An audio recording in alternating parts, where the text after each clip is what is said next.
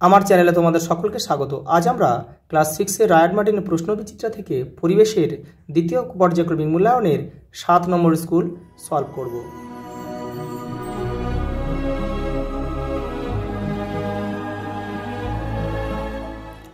এই পর্বে আমরা কেবলমাত্র মান 1গুলোই সলভ করব, আর বড় প্রশ্নগুলোর পেজ আমি দিয়ে দেবো, সেগুলো তোমরা ওখান থেকে করে নেবে। ভিডিওটা যাতে ছোট হয় সেই জন্য কিন্তু আমি কেবলমাত্র মান 1গুলোই তোমাদের সলভ করে দেবো। আর বড় প্রশ্নগুলো বারবার তোমাদের ঘুরে ফিরে একই আসছে, সেই জন্য বারবার একই জিনিস দেখালে ভিডিওটা অনেক বড় হয়ে যাবে, সেই জন্যে শুধু মান 1গুলোই সলভ করছি। দেখো একটা দেখো, প্রদত্ত কোনটি একটি সংকর ধাতু, দেখে নাও। সবকটি হবে এখানে, দেখো রাংঝাল হবে, ইলেকট্রিকে ফিউজের তার হবে, কয়নার সোনা, এগুলোও হবে, সব কিন্তু এগুলো সংকর ধাতু। 1 লিটার হচ্ছে 1 ঘন ডেসিমিটার। পরেরটা দেখো, শিলা গঠনকারী প্রধান উপাদান হচ্ছে খনিজ। খাদ্য পিরামিডের শীর্ষে থাকে প্রগৌণ খাদক। দেখো, বায়ু কেবলমাত্র সব দিকে চাপ দেয়। পরের প্রশ্ন দেখো, কোনো বস্তুর উপরিতলের পরিমাপ যে রাশি দিয়ে প্রকাশ করা হয় তা হলো ক্ষেত্রফল। দেখো, পাললিক শিলা হলো বেলে পাথর। দেখো এগুলো, আর বাদবাকিগুলো দেখো, এগুলো সব কিন্তু আগ্নেয় শিলার উদাহরণ, পিউমিস, ব্যাসল্ট, গ্রানাইট। হাততালি দেওয়ার সময় কোন শক্তি শব্দ শক্তিতে রূপান্তরিত হয়? যান্ত্রিক শক্তি। দেখে নাও, এই যে যান্ত্রিক শক্তি। যে শিলা রূপান্তরিত হয়ে মার্বেল পাথর তৈরি হয় তা হলো চুনাপাথর। দেখে নাও। পরেরটা দেখো, অতি গতিশীল গ্যাসের ক্ষেত্রে যে স্থানে বেগ বেশি সেই স্থানে গ্যাসের চাপ কম। এটা কিন্তু বার্নৌলির নীতি অনুসারে। দেখো পরের প্রশ্ন দেখো, শূন্যস্থান পূরণ রয়েছে। পৃথিবীর উপরে পিঠের অংশ আগ্নেয় ও পরিবর্তিত শিলা দিয়ে তৈরি। অতি সূক্ষ্ম অক্সানোমিটারের বৃদ্ধির স্কেলটা মাইক্রোমিটারে অংশাঙ্কিত থাকে। জলবিদ্যুৎ শক্তি তৈরির মূল ভূমিকা পালন করে হচ্ছে সূর্য।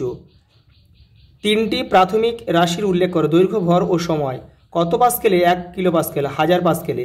পিউমিস পাথরে অনেক ছিদ্র দেখা যায় কেন? তরল ম্যাগমায় দ্রবীভূত গ্যাস ম্যাগমার মধ্যে দিয়ে বেরোবার সময় এই ছিদ্র কিন্তু তৈরি হয়। উদ্ভিদের বৃদ্ধি পরিমাপ করা হয় কোন যন্ত্রের সাহায্য দিয়ে? অক্সানোমিটার বা আর্ক অক্সানোমিটার। খাদ্য শৃঙ্খলটির ফাঁকা জায়গাটি পূরণ করো। দেখো, ধানকে খাচ্ছে ইঁদুর, দেখো ইঁদুরকে খাচ্ছে সাপ, সাপকে খাচ্ছে বাজ পাখি। দুটি কাগজের মধ্যে ফু দিলে কাগজ দুটো জোড়া লেগে যায় কোন নীতির জন্য? বার্নৌলি নীতির জন্য। দেখো পরেরটা দেখো, এগুলো মান 2 রয়েছে, কিন্তু মান 2গুলোও ভাঙা ভাঙা রয়েছে বলে আমি করে দিচ্ছি এটা। দেখো, বাতাস ছাড়া কয়লাকে বেশি উষ্ণতায় গরম করলে কি কি উপাদান পাওয়া যায়? দেখো, কঠিন অবশেষ আর তরল আর গ্যাস পাওয়া যাবে।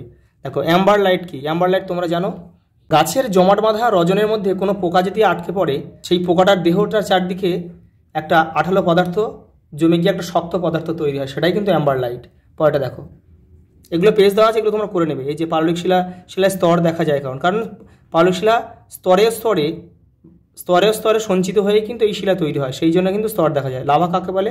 দেখো, ম্যাগমা যখন বাইরে বেরিয়ে এসে অক্সিজেনের সঙ্গে যুক্ত হয়ে শক্ত পাথরে তৈরি হয়ে যায়, সেটা কিন্তু ম্যাগমা, সেটা হচ্ছে লাভা।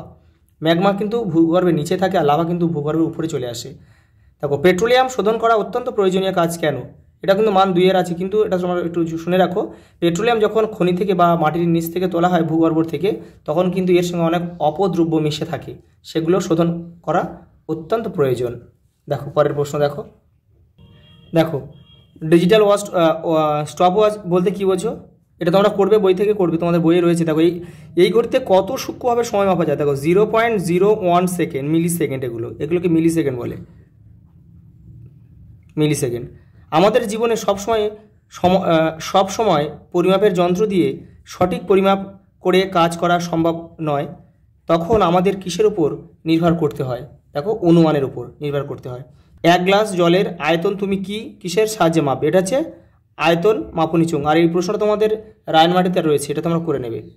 দেখো, লিন্ডেম্যানের 10% সূত্র তোমাদের টেক্সটের 95 নম্বর পেজে উত্তরটা রয়েছে। পরেরটা দেখো, এটাও তোমরা রায়ান মার্টিনে রয়েছে। দেখো পরে দেখো, অনবীনীকরণ যোগ্য শক্তির উৎস বলতে কি বোঝো? অনবীনীকরণ শক্তির উৎস বলতে যে শক্তিগুলো ব্যবহার করলে কিন্তু ভবিষ্যতে শেষ হয়ে যায়, সে যেমন কয়লা আছে, পেট্রোলিয়াম আছে, এগুলো লিখতে পারো তোমরা, উদাহরণ চেয়েছে।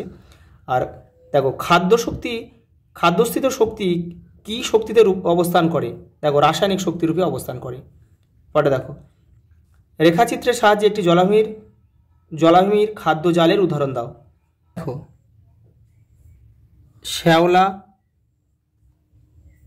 ছোট মাছ, বড় মাছ, আর বড় মাছকে খায় বক। বা তোমরা ঘাস, ফড়িং, তারপরে ব্যাঙ, সাপটাও লিখলেও হবে। পরেটা দেখো, এটা তোমরা বই থেকে করবে সব এগুলো। আর এখানে একটা 1 নম্বর প্রশ্ন রয়েছে, তোমার জানা এমন দুটি বিষয়ের নাম লেখো যা স্কেল দিয়ে মাপা যায়। বই, খাতা লিখে দেবে, বই, খাতা এগুলো লিখে দেবে। চাপের এসআই একক কি? দেখো, চাপের এসআই একক হচ্ছে নিউটন। পেরেক, বটি ইত্যাদি যন্ত্র ধারালো হলে ব্যবহার করতে সুবিধা হয়, কারণ এদের ক্ষেত্রফল কম। ক্ষেত্রফল যত কম হবে চাপ তত বেশি হবে। তারপরে কোনো জিনিসপত্র, আনাজ কাটতে বা সবজি কাটতে কিন্তু খুব সহজে হয়ে যাবে।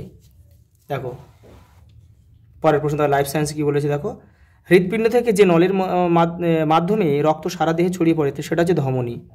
দেখো, ফুসফুসের ভিতরে উপস্থিত সবথেকে শেষের সূক্ষ্ম শ্বাসনালীকে বলা হচ্ছে ব্রঙ্কিওল। পরেরটা দেখো, অস্থি ও পেশির সংযোগস্থলকে বলা হচ্ছে টেন্ডন। আচ্ছা, লিগামেন্ট হচ্ছে কিন্তু হাড়ের সঙ্গে হাড়। পাকস্থলীর পেশি হলো অন্তর্যন্ত্রীয় পেশি। পরেরটা দেখো, ঠোঁটের কোণে ঘা ও জিভে ঘা হয় ভিটামিন বি এর অভাবে। দেখো পরেরটা দেখো, একটা বড় প্রশ্ন রয়েছে, এটা তোমরা রায়ন মার্টিন 231 নম্বর পেজ থেকে করবে। একটা শর্ট প্রশ্ন রয়েছে, দেখো, অচল অস্থিসন্ধি কোথায় দেখা যায়? মাথার খুলিতে। পেশির সমস্যাগুলি লেখো। তোমাদের টেক্সটের 128 নম্বর পেজে রয়েছে, ত্রিপত্র কবাটিকা কোথায় থাকে? ডান অলিন্দ ও ডান নিলয়ের মাঝে। পরেটা দেখো, মানবদেহে রক্তে কত প্রকার রক্তকণিকা আছে ও কী কী? 3 প্রকার, লোহিত রক্তকণিকা, শ্বেত রক্তকণিকা আর অনুচক্রিকা বা প্লেটলেট। প্রতি প্রকার রক্তকণিকার একটি করে কাজ লেখো। 112 নম্বর পেজে তোমাদের টেক্সটে রয়েছে, ওখান থেকে করে নেবে। আজ এই পর্যন্ত, দেখা হবে পরের ভিডিওতে।